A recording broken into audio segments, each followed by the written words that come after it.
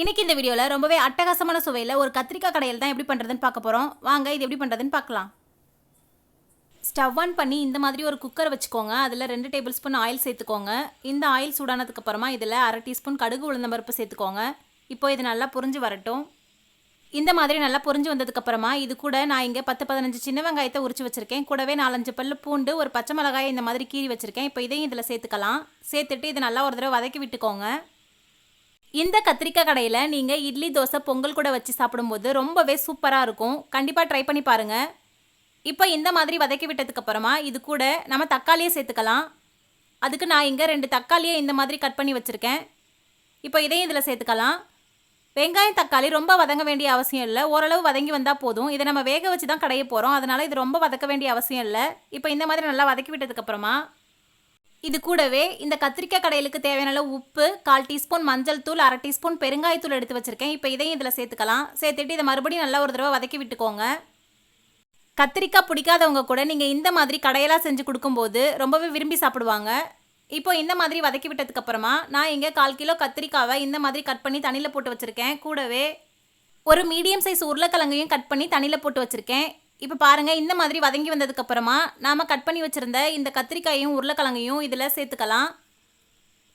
இதில் நாம் கத்திரிக்காய் கூட ஒரு உருளைக்கிழங்கும் சேர்த்து கடைய போகிறதுனால இந்த கத்திரிக்காய் கடையல் இன்னும் கூடுதல் சுவையோடவே இருக்கும்.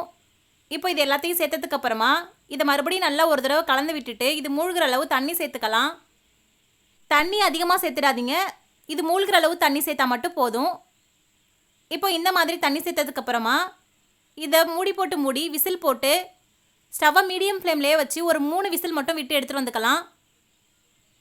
இதை நாம் கடைஞ்சி தான் எடுத்துகிட்டு வர போகிறோம். அதனால் 3 விசில் போதும். 3 விசில் வந்ததுக்கப்புறம் ஸ்டவ் ஆஃப் பண்ணிடலாம். இப்போது ஸ்டவ் ஆன் பண்ணி இந்த மாதிரி ஒரு கடாய் வச்சுக்கோங்க.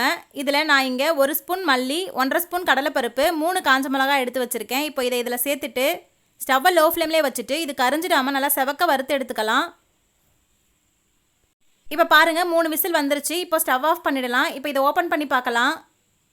பாருங்கள், இது நல்லா வெந்து வந்திருக்கு. இப்போ இதை நல்லா கடைஞ்சி எடுத்துகிட்டு வந்துக்கலாம். நான் இங்கே இதை இந்த மாதிரி ஒரு மண் சட்டிக்கு மாற்றிட்டு கடைஞ்சிக்க போகிறேன். இந்த மாதிரி மண் சட்டியில் கடையும் போது இதோட டேஸ்ட் ரொம்பவே நல்லாயிருக்கும். இப்போ இந்த மாதிரி கடைஞ்சி வச்சாச்சு. இது அப்படியே இருக்கட்டும்.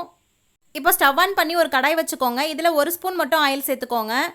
ஆயில் சேர்த்ததுக்கப்புறமா இதில் ஃப்ரெஷ்ஷாக கொஞ்சம் கருவேப்பிலை சேர்த்துக்கோங்க. கருவேப்பிலை நல்லா வதங்கினதுக்கப்புறமா இது கூட நம்ம கடைஞ்சி வச்சுருந்த கத்திரிக்காய் கடையில் சேர்த்துக்கலாம். இதை நல்லா ஒரு தடவை கலந்து விட்டுக்கோங்க. நான் இங்கே ஒரு சின்ன நெல்லிக்காய் சைஸ் அளவு புளியை இந்த மாதிரி தண்ணியில் ஊற வச்சுருக்கேன். இப்போ நம்ம வறுத்த பொருளெல்லாம் நல்லா ஆறிடுச்சு. இதை மிக்ஸி ஜாருக்கு சேர்த்துட்டு நல்லா பவுடரை அரைச்சி எடுத்துகிட்டு வந்துக்கலாம். இப்போ பாருங்கள், இது நல்லா கொதிச்சு வந்துருச்சு. இப்போ நம்ம வறுத்து அரைச்ச பொடியை இதில் சேர்த்துக்கலாம். சேர்த்துட்டு இதை நல்லா ஒரு தடவை கலந்து விட்டுக்கோங்க. இது கொஞ்சம் நேரம் கொதிச்சு வரட்டும். இது நல்லா கொதிச்சு வந்ததுக்கப்புறமா நம்ம ஊற வச்சுருந்த புளிக்கரைசலை இதில் சேர்த்துக்கலாம். இப்போ பாருங்கள், இது நல்லா கொதிச்சு வந்துருச்சு. இப்போ இந்த ஸ்டேஜில் நம்ம ஊற வச்சுருந்த புளியை நல்லா கரைச்சிட்டு ஃபில்டர் பண்ணி இதில் சேர்த்துக்கலாம். சேர்த்ததுக்கப்புறம் இதை மறுபடியும் நல்லா ஒரு தடவை கலந்து விட்டுக்கோங்க. புளி கரைசலை சேர்த்ததுக்கப்புறமா இது ரொம்ப நேரம் கொதிக்க விட வேண்டாம். புளியோட பச்சை வாசனை போகிற அளவுக்கு இது ஒரு 5 நிமிஷம் மட்டும் கரெக்டாக கொதிச்சு வந்தால் போதும்.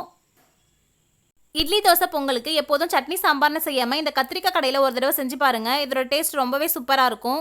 இப்போ இந்த மாதிரி நல்லா கொதிச்சு வந்ததுக்கப்புறமா இதில் ஃப்ரெஷ்ஷாக நறுக்கின மல்லி இலை சேர்த்துக்கலாம். சேர்த்துட்டு இதை மறுபடியும் நல்லா ஒரு தடவை கலந்து விட்டுட்டு ஸ்டவ் ஆஃப் பண்ணிவிடுங்க. இப்போ இதை வேறு ஒரு பவுலுக்கு நம்ம மாற்றி வச்சுக்கலாம். அவ்வளோதான், நம்மளோட ரொம்பவே சுவையான கத்திரிக்காய் கடையல் இப்போ சூப்பராக ரெடி ஆகிடுச்சு. இதை நீங்களும் உங்கள் வீட்டில் ட்ரை பண்ணி பார்த்துட்டு எப்படி இருந்ததுன்னு மறக்காமல் கமெண்ட்டில் சொல்லுங்கள். இந்த கத்திரிக்காய் கடையில் உங்களுக்கு பிடிச்சிருந்ததுன்னா இந்த வீடியோவை லைக் பண்ணுங்கள், ஷேர் பண்ணுங்கள். மறக்காமல் ரச்சு விலாக்ஸ் சேனலை சப்ஸ்கிரைப் பண்ணிவிடுங்க. மீண்டும் இன்னொரு சூப்பரான ரெசிபி வீடியோவில் நாம் சந்திக்கலாம்.